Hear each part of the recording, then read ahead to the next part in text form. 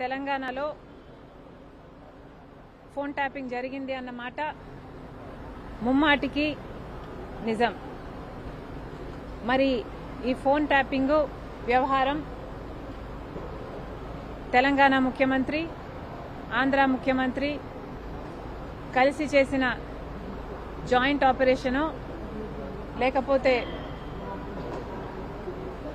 ఇది shared information నాకు తెలియదు. కానీ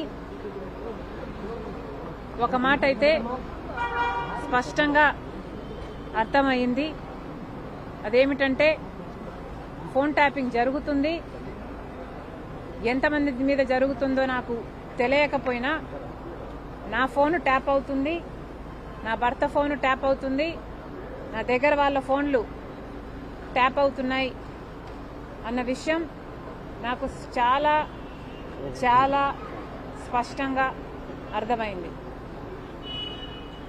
అసలు మా ఫోన్లు ట్యాప్ అవుతున్నాయి అన్న అంశాన్ని నిజానికి నిర్ధారించింది వైవి సుబ్బారెడ్డి గారే. స్వయంగా వైవి సుబ్బారెడ్డి గారే హైదరాబాద్లో మా ఇంటికి వచ్చారు. మా ఇంటికి వచ్చి మా ఫోన్లు ట్యాప్ అవుతున్నాయి అన్న అంశం నిర్ధారిస్తూ మా ఫోన్లు ట్యాప్ చేసిన ఒక కాన్వర్జేషను, ఒక ఆడియో కాన్వర్జేషను, వాళ్ళు ఫోన్ ట్యాప్ చేసిన కాన్వర్జేషను నాకే వినిపించారు.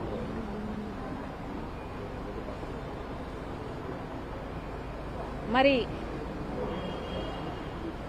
ఈ విషయం సుబ్బారెడ్డి గారు ఇప్పుడు ఒప్పుకుంటారా అంటే